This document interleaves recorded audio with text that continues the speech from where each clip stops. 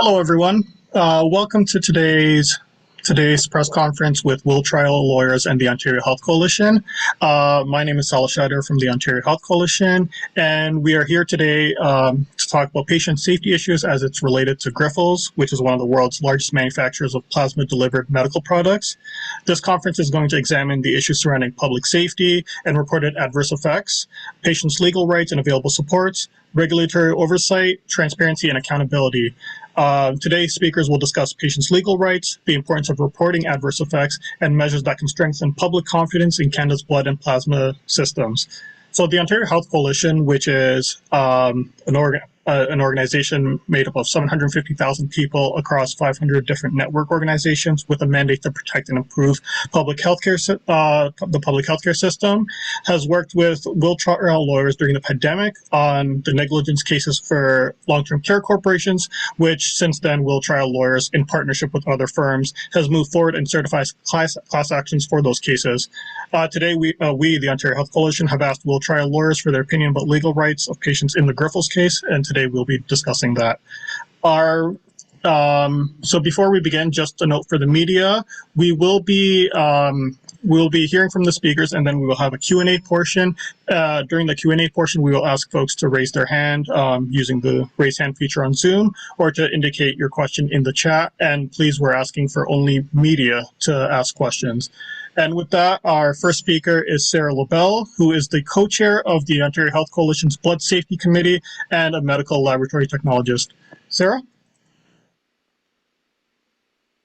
Good morning. Thank you.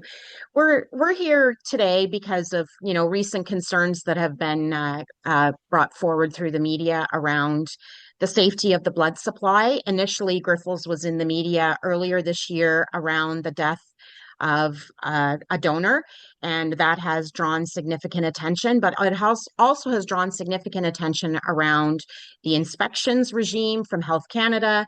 Not all of the Grifols sites have been inspected, particularly in Ontario. We have a bunch of new sites that have opened up, and we're questioning whether or not, Health Canada has done its due diligence as the federal regulator in enforcing the regulations for the blood protection of the blood supply. We have donors now that recently, in the most recent article, have not been screened out and, actually made it through the Grifols donation system through the screening process, who have a history of Creutzfeldt-Jakob disease and other variants, which automatically screen donors out indefinitely in order to protect the safety of the blood supply chain. What the questions we have for Health Canada are, did Health Canada remove those products? Were those products, provided to any recipients prior to Health Canada, doing the investigation and finding out that they were actually collecting products from patients that should have been screened out? And it begs the question of, what are they doing about the inspections of these establishments, facilities, and processes? That is a job of Health Canada. And Health Canada has the ability right now to shut Grifols down in order to ensure the safety of the blood supply, given the amount of non-compliance that have come forward through the inspections with Health Canada. So those are our questions for Health Canada as the federal regulator. The whole intent and purpose of the Canadian Blood Services was in order to ensure the safety of the blood products, to ensure that we didn't have another tainted blood tragedy like the one that occurred in the 80s. And if we don't address these shortcomings right now and, ensure that Health Canada is doing their job on the inspections, ensure Health Canada is ensuring that the safety of the blood supply and the donors is the number one reason for functioning and under this regime, then we're at risk of potentially ending up in another tainted blood crisis if we don't address these shortcomings now. Thank you very much, Sarah. Our next speaker is Gary Will, who's the managing partner of Will Trial Lawyers. He's been recognized as one of Canada's premier legal experts in the practice of personal injury litigation and is certified by the Law Society of Upper Canada as a specialist in civil litigation.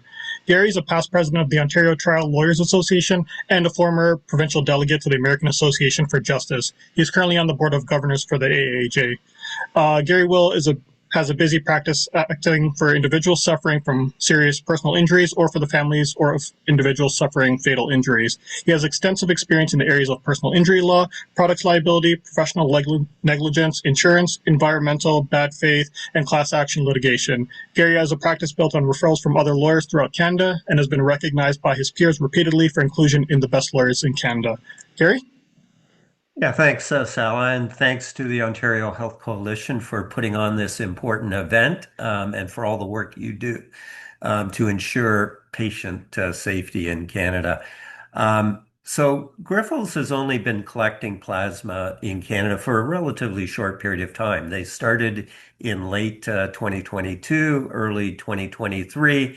And up until that time, Canadian Blood Services was responsible for the vast majority of blood and plasma collection in Canada.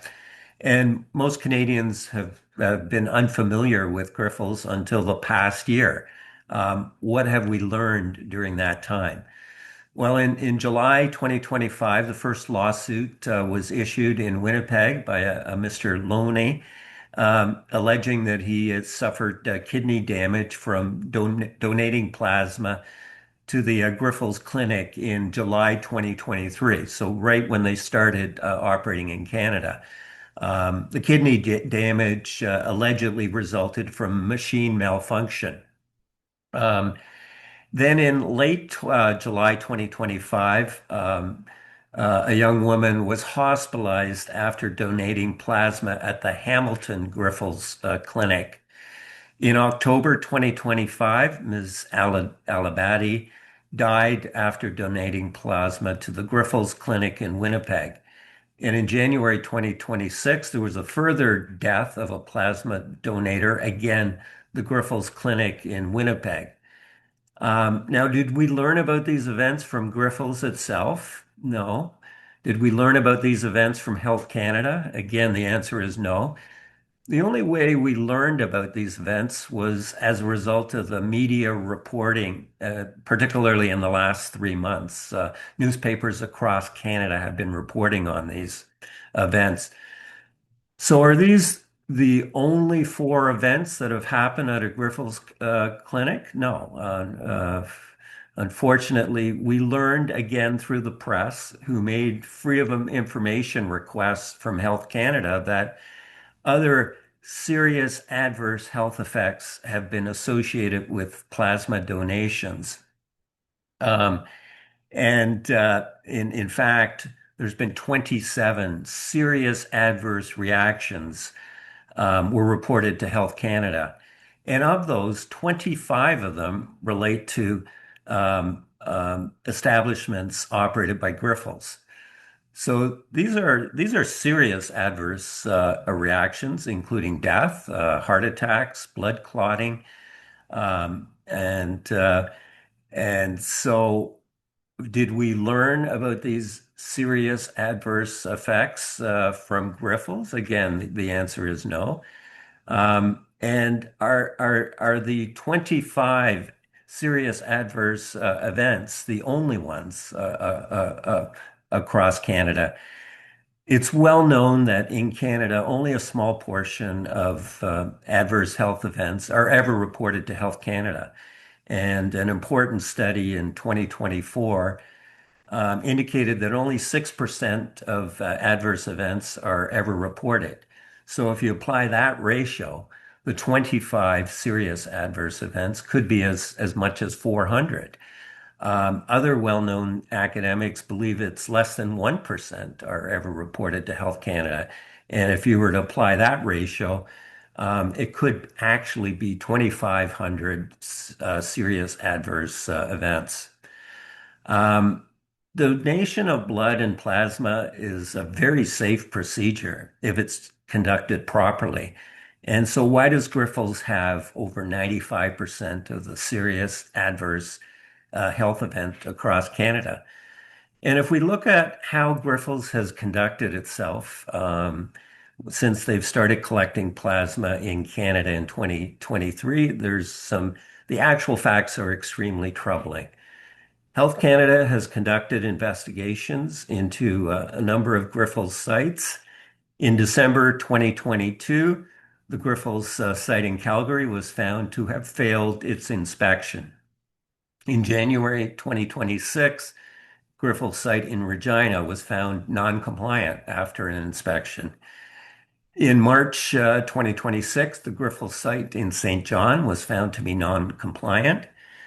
And in November 2023, the Grifols site in Saskatoon was found to be non-compliant. And then in January 2026, the head office for Grifols in Toronto was found to be non-compliant. So there are deficiencies noted in the operating procedures, the qualifications and training of its staff, accident investigation and recording requirements. These are very serious allegations. And shockingly, Grifols has received more non-compliant ratings than all other licensed blood establishments combined. So Grifols has never explained why their establishments have such a disproportionate reporting of serious adverse health effects. They've never been held accountable by Health Canada. Health Canada keeps issuing reports, has done nothing to enforce compliance with their rules and regulations. They've never been fined, suspended, or charged with any offense. Health Canada will tell Grifols, well, you should follow the law and adhere to the rules and regulations in the future. And so people who go out of their way to donate blood and plasma should be able to do so without fear of serious adverse health effect. These are individuals who are giving their plasma to save the lives of other Canadians. And the expectation is that this is a safe procedure and it should not jeopardize your health or your life. And as Canadians, we can't afford to be lackadaisical when it comes to the integrity and safety of our blood and plasma supply in Canada. As Sarah indicated, we've gone through a health crisis in the 1980s when our blood supply was contaminated and thousands of people contracted hepatitis C and hundreds contracted AIDS. So we really need to get answers from Grifols. They haven't been very transparent. And once we get transparency and solutions, we can ensure that this never happens again. So thank you very much. Thank you very much, Gary. Our next speaker is Natalie Mera. Natalie's been the Executive Director of the Ontario Health Coalition for 26 years. She's built the Health Coalition to the largest and broadest public interest group on healthcare in the province, as I mentioned, representing more than 750,000 Ontarians in its network of more than 500 member organizations and more than 50 local chapters. During her tenure, the Ontario Health Coalition has made public interest amendments to almost every piece of healthcare legislation for a number of years, spanning her time at the Health Coalition. Natalie? Thank you very much. So I thank you very much, Gary, for reviewing the history of what's happened to date. At every stage of this, the revelations have gotten worse and worse about what's happened in the Grifols centers across Canada. It's no secret that the Ontario Health Coalition on principle opposes the privatization and paid plasma. We believe fundamentally that the blood system should be operated on a voluntary basis without paid donors. That was the finding of the Crever Commission. We have always followed that finding. But beyond that, the revelations about what's happened in the Grifols centers are very serious.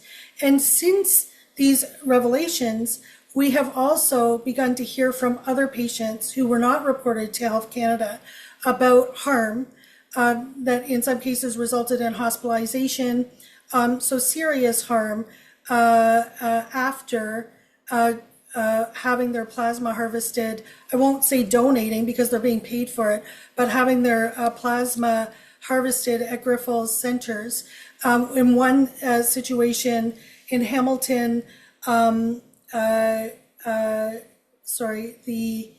journalist, Joanna Friketich from the Hamilton Spectator, reported about a patient who ended up in the hospital for quite some time. I think it was more than 5 days after having donated, quote unquote, donated plasma at Grifols.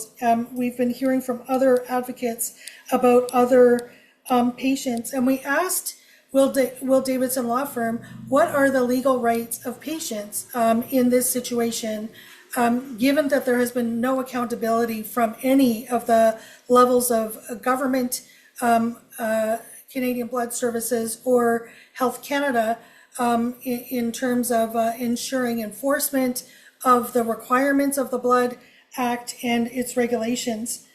So at this point, in summary, we have two deaths that we know of.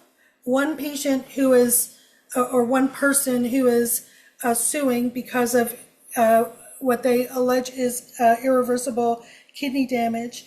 We have more non-compliant inspection reports in Grifols centers in the last 3 years. They've only operated in Canada for 3 years, than in all other centers combined in the last 14 years. An inspection of the head office in Oakville was the first one that found not only are the donors in circumstances that they shouldn't be in because the centers are not meeting a standard for maintenance of the machines, staff training, etc. But in the head office in Oakville, they found that a donor may have, an inappropriate donor may have put at risk the blood system. Subsequently, there are now more reports about inappropriate donor screening. And as I just want to clarify, we don't know whether or not those people actually had CJD, or whether they have risk factors or family history of it.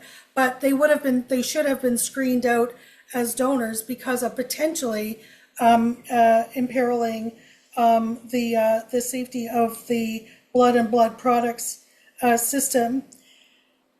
Serious adverse events, when you look at the literature, the studies internationally, serious adverse events from plasma donation are extremely rare. And so what we're seeing, both in terms of non-compliant inspections and adverse events, and now a risk to the blood system, really are extraordinary.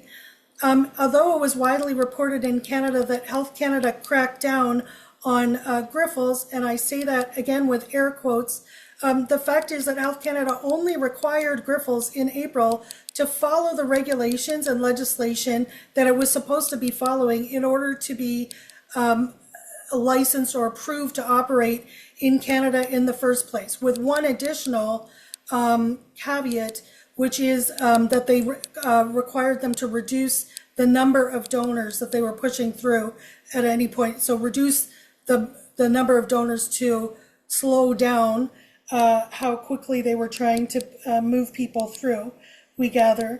So who is responsible? Well, British Columbia and Quebec ban paid plasma. Newfoundland and Prince Edward Island don't have any paid plasma. Ontario, under its Voluntary Blood Donations Act, bans paid plasma. The only entity allowed to pay for plasma is Canadian Blood Services. There is no agency clause that allows Canadian Blood Services to contract Grifols to pay people for plasma. And in fact, the legislation was set up expressly to stop this when it, prior to Grifols, when it was, Canadian Plasma Resources in Ontario. So the provincial governments have the ability to ban Grifols to stop this. Canadian Blood Services is the entity that has signed a 15-year contract with Grifols in 2022, the contents of which have never been made public, but which presumably can be cancelled and should be cancelled. Health Canada is the regulator and has the equivalent of licensed Grifols to operate in this country and has continued to allow them to operate even as the revelations about this company get worse and worse and worse and more serious. Health Canada can and should step up as the regulator and stop them.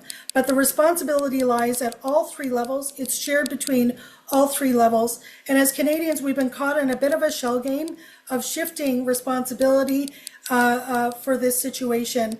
All of the parties responsible need to take action now to protect the public. And I hope that as we have questions, Gary maybe can elaborate on what patients can do to access their legal rights in this situation. Thanks, Sal. I'll turn it back to you for questions and answers. Thanks, Natalie. So with that, we will open up the floor for questions and answers. For media specifically, if you'd like to ask a question in the Zoom chat, please indicate that you'd like to ask a question along with the name of your media publication, and we'll allow you to unmute yourself. Conversely, if you're unable to speak or you'd prefer to write your question specifically in the chat, you can do so as well, and we will read it out for answers. So if there are any questions, please feel free to indicate in the Zoom chat, which if you're looking on your computer at the bottom of your screen, there's a toolbar. You should see a messaging icon that says chat that you can click on and put a message.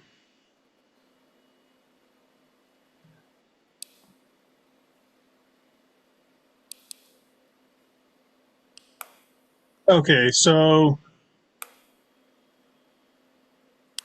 we have a question from Ronnie Rabin from the New York Times. Can you tell us more about the potential CJD contamination and how it was discovered?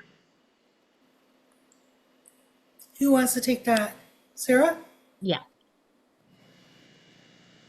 That Go ahead, came Sarah. about through a Freedom of Information request that the media put into Health Canada. And when there was a review of one of the donor suitability assessments, they found out that the establishment did not accurately assess the donor suitability. There are exclusion criteria that get applied to donors based on questions that are asked, and they can put on indefinite deferrals, permanent deferrals. Those can be lifted through a responsible physician's approval. And so when they actually screened, there was a request for removal of an indefinite deferral, but they didn't include the complete list of exclusion criteria. And specifically, the exclusion criteria related to donors with a family history of CJD was missing, which resulted in deferrals being lifted when they should have remained in place. So all of that came out through the FOI requests from the media and through Health Canada inspections. This is the information that has come forward, but none of that was ever disclosed prior to the FOI that was put forward by the media. And that's what broke the story there. It came out, I think, the beginning of last week was when that was in the reported in the Globe and Mail. Can I just clarify, are we sure that those documents were obtained through an FOI or just that the Globe and Mail obtained those documents? They were through an FOI Thank request. you. Yeah.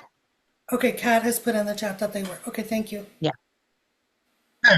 The next question is from Michelle Allen from CBC News for Gary. What kind of liability could Grifols possibly incur here? Well, so there's certainly a duty of care that they owe to people that donate plasma.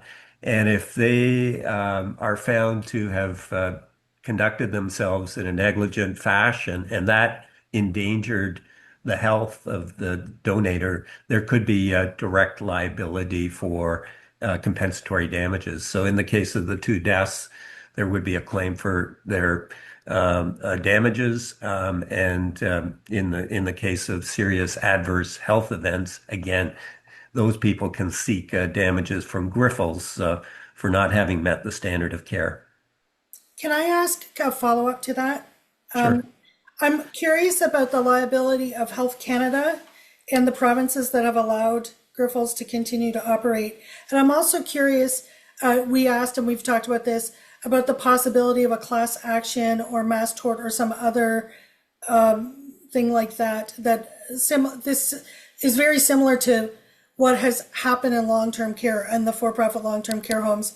I'm wondering if there is some sort of similar legal action that's possible.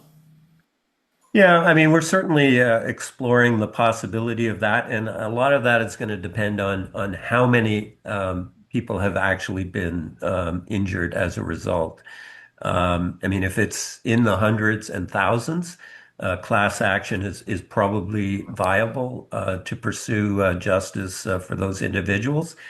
If it's a question of eight or 10 or 20 individuals, quite often those cases are best handled in individual actions, and we can, consolidate those claims and proceed forward, as a mass tort. But each person would have an individual claim. A class action would be one representative plaintiff on behalf of everybody that's been injured or as a result of the negligence of Grifols. So we're exploring both options in this case.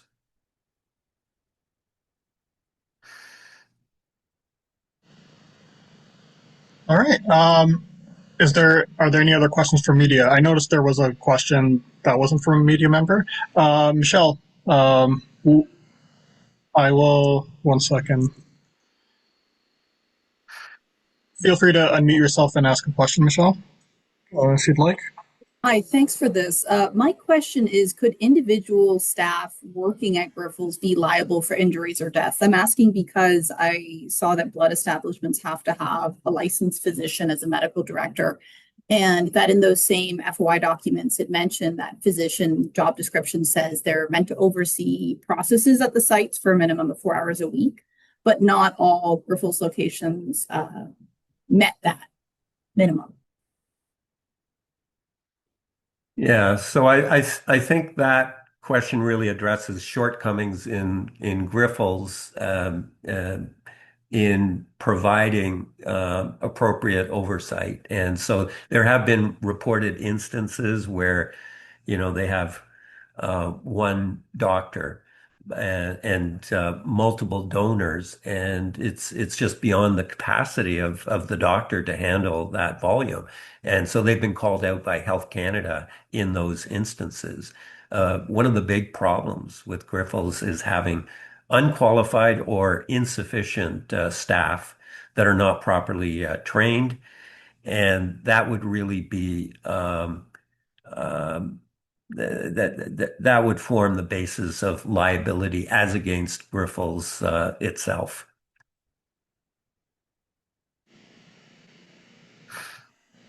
All right, Michelle. Yeah. Please go ahead.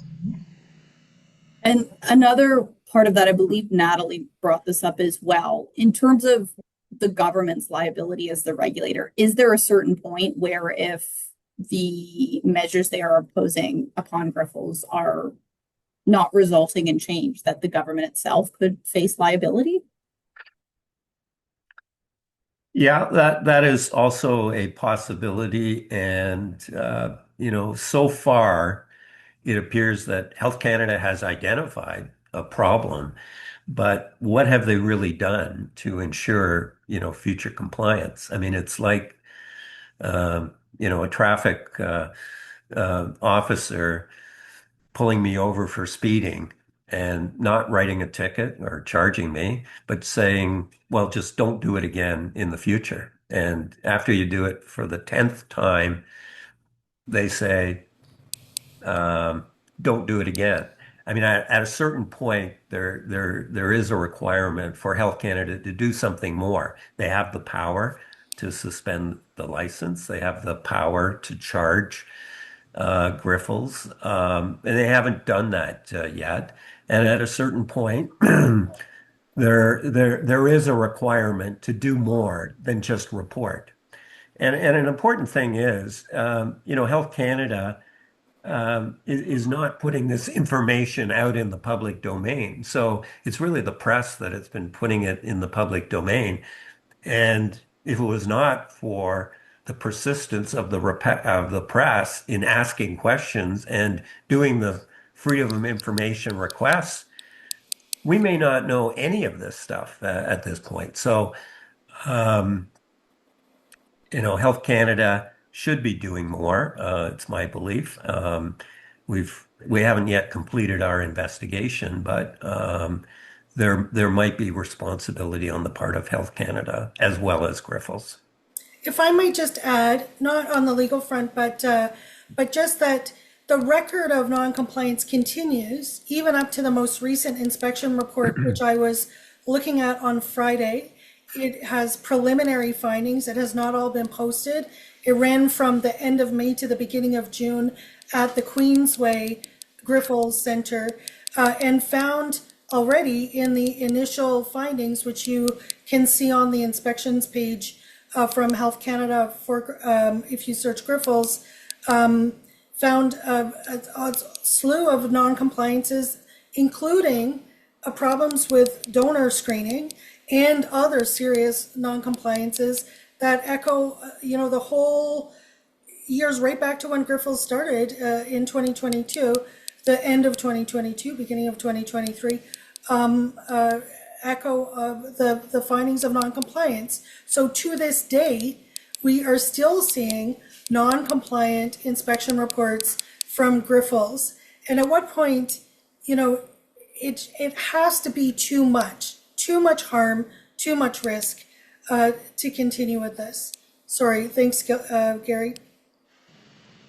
There is a follow-up question about Grifols, who's operating under an agreement with the CBS, and what their potential liability is. Gary? Yeah, I mean, Grifols, faces the majority of responsibility. I mean, they owe a duty of care to all donors to ensure that their donation is done in a safe manner. Again, you don't go into donation center expecting that your health or even your life is going to be compromised.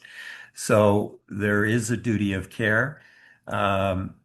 Whether they've acted negligently is a question of fact in each case.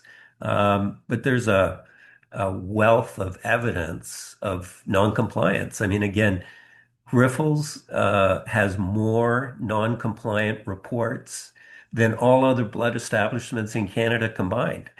And they have 95% of the serious adverse health events. So it's so disproportionate that would lead to a conclusion that they're not meeting the standard of care. And by not meeting the standard of care, they're harming patients. And these recent reports of compromising the blood supply, that brings back memories of the tainted blood crisis from the 1980s, which resulted in major liability by both the Canadian Red Cross and governments, for not having done their job at the time. And there was a massive settlement for the people that were harmed, that got hepatitis C, and some got AIDS. So we don't want to see that happen again. But the way that Grifols is conducting itself, that might possibly happen in the future. Gary, Thanks. I was just wondering, based on something Kat put down there, if there is a clause in the contract between CBS and Grifols that says that, at some point, whatever the criteria is, that Canadian Blood Services can take over all of the Grifols facilities, and yet they haven't enacted that, would there be liability on Canadian Blood Services for not doing maybe their due diligence, even under the contract, in order to ensure that they are keeping the safety of the supply chain at the forefront? Yeah, so I haven't seen that contract, and if anybody has the contract, I'd be interested in reviewing it. But certainly, if it's as you described, that Canadian Blood Services has the power in certain circumstances to take over to ensure the safety of the blood supply, and they don't do that, that could certainly result in liability on the part of Canadian Blood Services. But I'm doing that without having reviewed the contract itself. It looks like there are no other questions. So with that, thank you very much for everyone for joining today's press conference, and hope you enjoy the rest of your day.